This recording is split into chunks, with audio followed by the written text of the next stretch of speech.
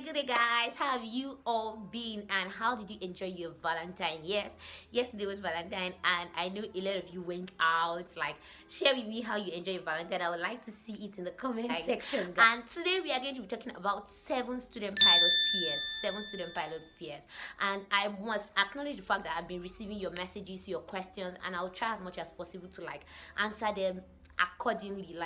Try to give you some advice and information based on my current knowledge, because I'm still learning, and as you know, I'm a student pilot. So I'm just going to be trying to answer your questions based on my understanding. So from now on, that's what I'm going to be doing, trying to trash each and every one of your questions that you've answered. But for today, we are going to be discussing about student pilot fears, because somebody asked the question that, okay, are student pilots just scared of takeoff and landing? Which of them is the most critical phase and all that? But I want to tell you that the fears are even more than that. Not just takeoff and landing and all that, not just which of them is the most critical phases. There are some other things that are going to be you just have that fear. But we are going to be talking about it and talking about how to overcome those fears. So stay tuned, guys. I'll be right back.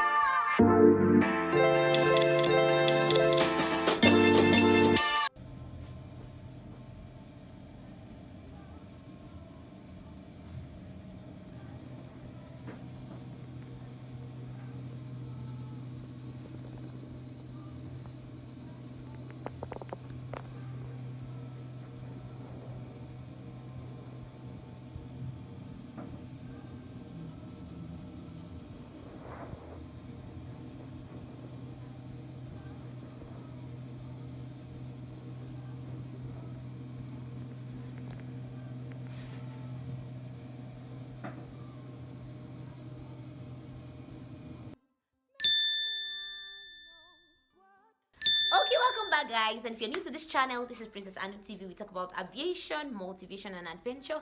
And if you've not yet subscribed, guys, please click on the subscribe button and click on that bell so that whenever I post any video, like I said, today we are going to be talking about 7 student pilot fears. And there's a reason we are going to be talking about it, so you know what to expect and you know how to just guard your heart towards it before you get to that phase or before you get to that stage. And something I want to talk about is not just takeoff and landing that are the student pilot fears, which somebody asked. So I'm just trying to, so we are going to make it broad to talk about 7 other things that are the fears of student pilots and how to help. So number one thing I'm going to talk about is about passing your ground school exams. Guys, you see, passing your ground school exams is one of the things that can only, especially in Nigeria, is one of the things that can help you to move over to the flying. Because for us that come to train in Nigeria, flight school in Nigeria, you don't just come and you start flying. It's different. Outside country, outside Nigeria, that's what I mean. You can come that day and you can start flying that same day that you came to the school. They put you on an aircraft, you start flying, then you start doing your ground school exams, one after the other. Then when you pass, you continue your flying, you go for your check rides and all. But in Nigeria, it's not like that. They do the theory first, even before the flying. So if you don't pass your theory exams, you cannot move over to the flying. So you're talking about, when I'm talking about passing theory exams, I'm talking about passing progress tests. Most of the time they threaten you with the fact that if you don't pass, if you don't meet up the 75 for progress, then you cannot write the exam. But sometimes they can be so lenient and allow you to write the exam. But even after passing the progress test, you have to pass the mock exam. And it's only when you pass the mock exam that you can be presented to write the NCAA exam. And guys, I'm telling you, sometimes some courses, you all know, even in secondary school, university, anywhere, there are some courses that tend to look easier and there are some that are. You need to give them enough time. So what I'm going to advise as it concerns passing your ground school exam, note those courses that are giving you challenges and give them enough time. When I was doing my PPL, I noticed that I was not really understanding meteorology initially, so I had to give it enough time just to pass that exam. But every other course was okay, easy for me. Okay, I was just able to go flow ahead. Aerodynamics too, I noticed that I'm supposed to give it enough time because there are a lot of things. There's the way the man sets his questions. He used to twist some things up and down. So I noticed that I had to give this course enough time for me to be able to pass it. So what am I going to say? I'm saying here that make sure you give those courses that are giving you challenge enough time so that you can pass and move over to the flying. You're not outside Nigeria, so you cannot consider that you just start flying whenever you pass the exam, then you do your check ride. It doesn't happen like that. You must pass the exam before you can go for the flying. So guys, that's one thing I want to talk about those students. The number two thing is, even when you come to fly, you need to you're under the pressure of passing your exercises. This is what I mean. They group it here in NCAT, like they group your exercise like flying straight and level, medium level turn, steep turns, force landing. Like these exercises like are grouped into different stages. You don't just do all of them at once. I really don't know how they do it outside this country, but I know that they do the exercises one after the other, like effects of control 1, effects of control 2, medium level turn 1, medium level turn 2, climb and descent and all that, in teaching you how to fly. So if you don't pass effects of control 1, you definitely cannot move to effects of control 2. If you don't pass medium level turn, you can't move to steep turn. If you don't, so you see, there's this pressure of not getting to repeat exercises. That's one thing I really want you to know. There's this pressure of, oh God, please let me not repeat this exercise. Because if you repeat the exercise, your other colleagues are moving further and you're kind of delayed. This other person has passed effects of control 1, he has passed effects of control 2, he has gone to medium level turn, steep turn, and you're still struggling with how to taxi. You know what that means? Or you're still struggling with doing medium level turn when your classmates are already in force landing. The pressure can be so much that you're just scared. Can I actually do this? But let me tell you the truth. People have stages where they have challenges. Somebody might not have a problem with straight and level. The person might come and have a problem with steep turns, and the person can be doing steep turns for like 2-3 times. Somebody might not have a problem with force landing, and the person can come and start having problem with doing a 180 glide. So you can see that everybody has different phases where they pass through their own challenges. So I just want you to be open-minded in this. My solution is just be open-minded. Whatever you don't understand as that particular exercise, ask somebody, like meet another person. Okay guy, this is what I did do. I tried to do this, do that, but I don't know, I'm not getting it. Then the person can tell you how he or she has been doing his own or her own. So you can now adopt that method the next time you're going for that flight, and trust me, you're going to do better.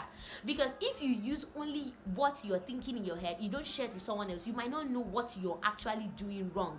But if you share it with someone else, the person can tell you, okay, the next time, instead of pitching up before you get to 30 degrees of bank, just make sure you leave it when you get to 30 degrees of bank, then you pitch up. You see, that thing might just change something about your flying, and you'll be shocked, you'll be surprised about it. So guys, that's something I really want you to know. Like, there's this fear of like repeating. After that, when you're done with all those exercises, we call them like sector exercises. When you're done with all those sector exercises, you come over to doing Secretin Landing. There's now this pressure of going solo, and guys, this pressure is real. Like, it's everywhere, all over the world. Everybody wants to go solo in the next like 3 hours of Secretin Landing, 4 hours of Secretin Landing, or at most 7 hours of Secretin Landing. And please let me just go solo. And you're trying, and your instructor is like, you're not ready, and you keep putting yourself under pressure. The truth is that what I discovered is that if you make up your mind to just learn how to land the aircraft, you will definitely be sent for solo. But if you're under the pressure of, let me just go for solo, I'm telling you, you might be doing Secretin Landing for the next 10 hours and they transfer it to another instructor, and another instructor, another instructor. God forbid, it will not be your portion. But guys, what I'm trying to say here is that, please, when it has come to the time for you to do your Secretin Landing, don't be under the pressure of going for solo. Just try. The truth is that the pressure is real. It will be there, but just try. What I would advise you to do instead is learn how to just land the aircraft. Just tell yourself that, okay, after this solo, because the truth is that after that first solo, you will still need to be going for other solos by yourself.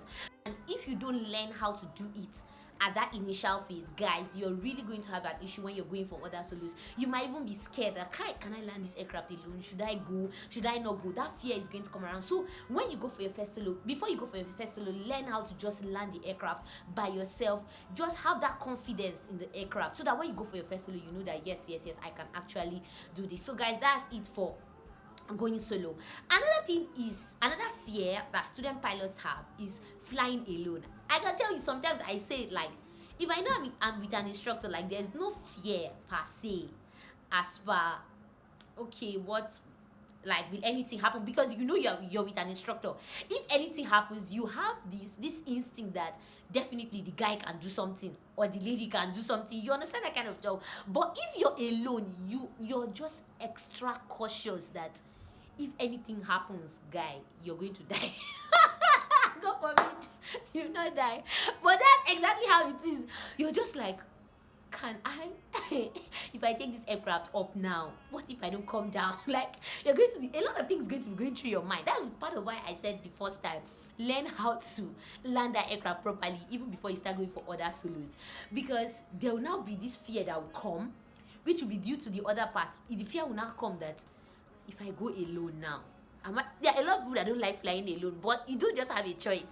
Sometimes you just have to go for that exercise. Okay, you've passed this exercise, you have to. But there are people that enjoy flying alone because, wow, they enjoy their time. They just feel, okay, they'll be alone in the cockpit, they can snap pictures and all that. There are people that enjoy flying alone, but there are people that the fear will just come, like, flying alone. Me, I'm not ready for this solo. The wind is too much. The weather, this weather, I'm not sure. You know, all those things that might likely come. So that's another fear that student pilots have, guys. It's real. Another fear that student pilots have is about check rides and PC. I'm telling you, me personally, I still have that fear. There's this fear when you're about to go for check rides and your progress checks. Your body just starts to shake because, and funny enough, they usually tell us that your review is supposed to be tougher than your PC and your check ride, but you know, your review, you're still doing your review with your instructor, so you still feel it's the same person. But now when you're doing your check ride, you're doing it with a different person. So there's this, God, let me not go and misbehave, let me not go and do something that the instructor will be angry, or let me not just go and do something that they will rejoin me. You know, that fear will continue to be there. So don't just think that student pilot fears is about just takeoff and landing. And the last thing I want to talk about student pilot fears, sorry guys, I didn't talk about how to mitigate the check rides. The truth is that I really don't know currently how to help out the check ride fear, because personally I still have it, but I've gotten to discover that when you fret a lot, you don't do better. But if you just try to calm down yourself, which is not easy, like for me it's not easy, it has not been easy, but I try.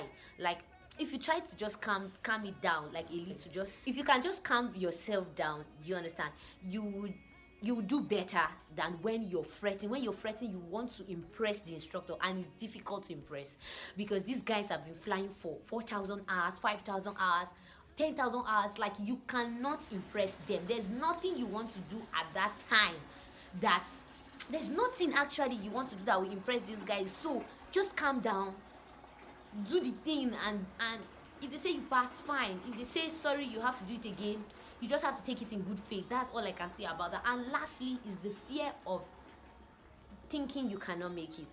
I'm telling you, sometimes there are some flights you go for and you ask yourself, can I actually make it through this flying? It has happened to me before. I'm like, oh God, what is all this? But the reality is that you remember why you started.